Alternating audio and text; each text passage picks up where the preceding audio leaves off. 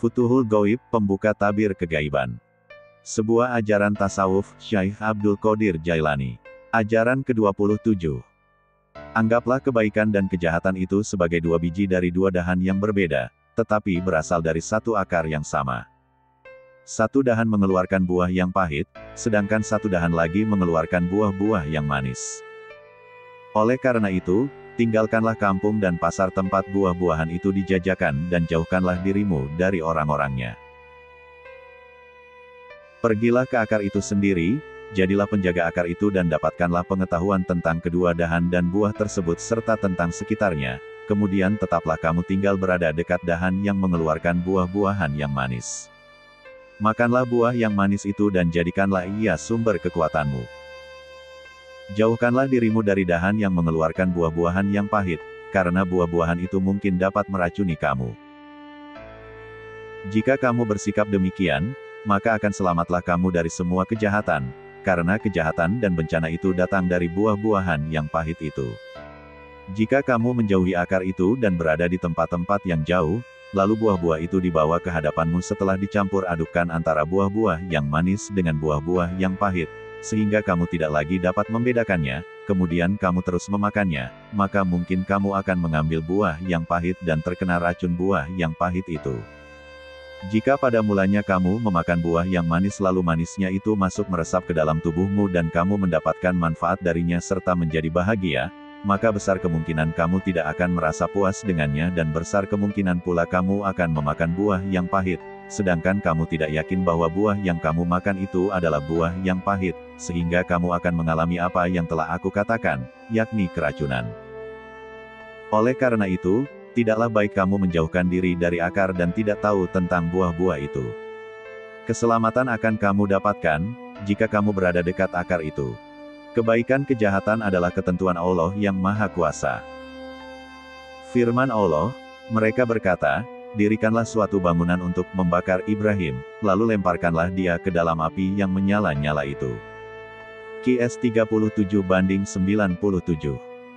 Nabi Muhammad SAW pernah bersabda, Allah telah menjadikan manusia yang menyembelih dan juga binatang yang disembelih. Petik 2. Perbuatan hamba Allah itu adalah ciptaan Allah, begitu pula hasil atau akibat perbuatan itu. Allah berfirman, yaitu orang-orang yang diwafatkan dalam keadaan baik oleh para malaikat dengan mengatakan kepada mereka, Salamun alaikum, masuklah kamu ke dalam surga itu disebabkan apa yang telah kamu kerjakan. QS pukul 16.32. Segala puja dan puji adalah bagi Allah yang Maha Pengasih lagi Maha Penyayang. Allah memberikan perbuatan itu kepada mereka. Dan Allah mengatakan bahwa masuknya mereka ke dalam surga itu adalah karena perbuatan mereka, padahal sebenarnya adalah karena pertolongan, izin dan rahmat Allah juga. Nabi Muhammad SAW bersabda, tidak ada orang yang masuk surga karena perbuatannya sendiri.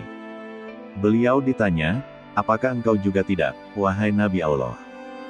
Beliau menjawab, ya, walaupun aku sendiri, kecuali jika Allah melimpahkan rahmatnya kepadaku. Ketika beliau mengucapkan hal itu, beliau meletakkan tangannya di atas kepalanya. Cerita ini disebutkan dalam satu hadits yang dibawa oleh Aisyah. Oleh karena itu, jika kamu dapat melaksanakan perintah Allah, dapat melakukan kebaikan dan mampu menjauhkan dirimu dari hal-hal yang haram, maka hendaklah kamu kembali dan berserah diri kepada Allah yang telah menjadikan kamu dapat berbuat demikian. Dia akan melindungi kamu dari noda dan dosa serta menambahkan kebaikan kepadamu. Dia akan memelihara kamu dari ternoda oleh dosa, baik berkenaan dengan hal agama maupun dengan hal keduniaan. Berkenaan dengan hal keduniaan, Allah berfirman, mengapa di waktu kamu mendengar berita bohong itu orang-orang mukminin dan mukminat tidak bersangka baik terhadap diri mereka sendiri, dan mengapa tidak berkata, ini adalah suatu berita bohong yang nyata. QS pukul 24.12. Berkenaan dengan hal keagamaan, Allah berfirman, mengapa Allah akan menyiksamu, jika kamu bersyukur dan beriman. Dan Allah adalah Maha mensyukuri lagi Maha mengetahui. QS 4/147. Apa yang dapat dilakukan oleh bencana dan malapetaka terhadap orang yang beriman dan bersyukur, sedangkan dia lebih dekat kepada keselamatan daripada malapetaka, bahkan dia dalam keadaan senang lantaran dia bersyukur. Allah berfirman, dan ingatlah juga tatkala Tuhanmu memaklumkan, sesungguhnya jika kamu bersyukur, pasti kami akan menambahkan nikmat kepadamu, dan jika kamu mengingkari nikmatku, maka sesungguhnya azabku sangat pedih. Kis 14:7. Bahkan iman kamu itu dapat memadamkan api neraka di akhirat kelak, api yang akan membakar orang-orang yang berdosa.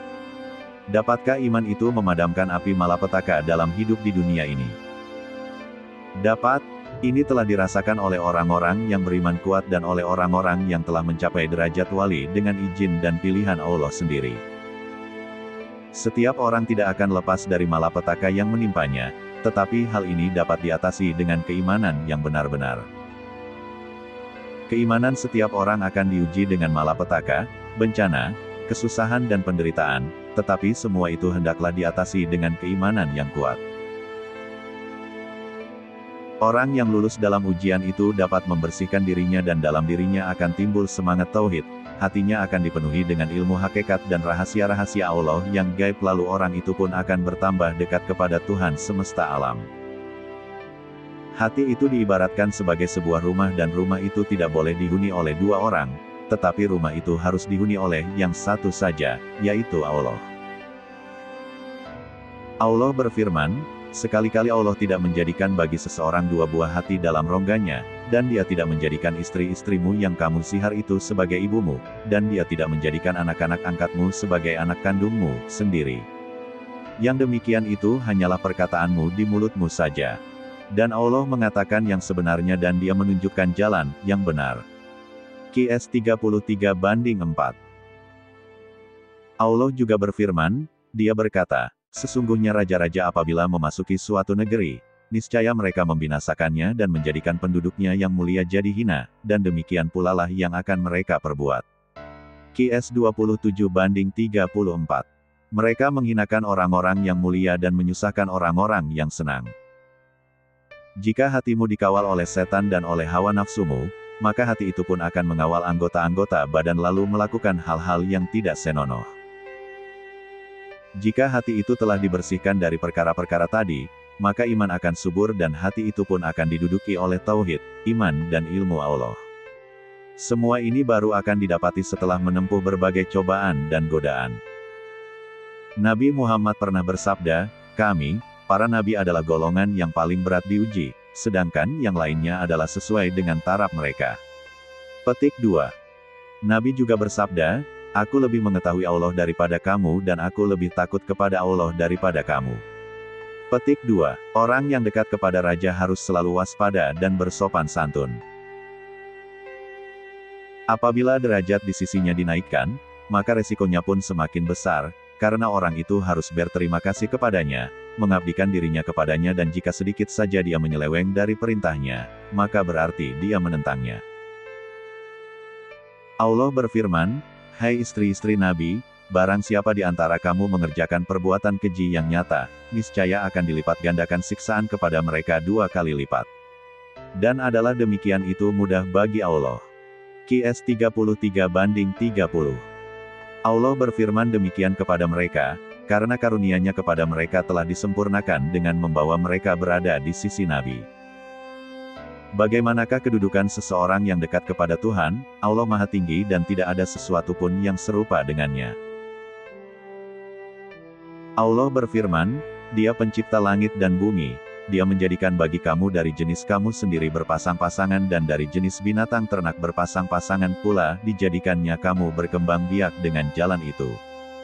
Tidak ada sesuatu pun yang serupa dengan Dia, dan Dialah yang Maha mendengar lagi Maha melihat. Qs 42:11.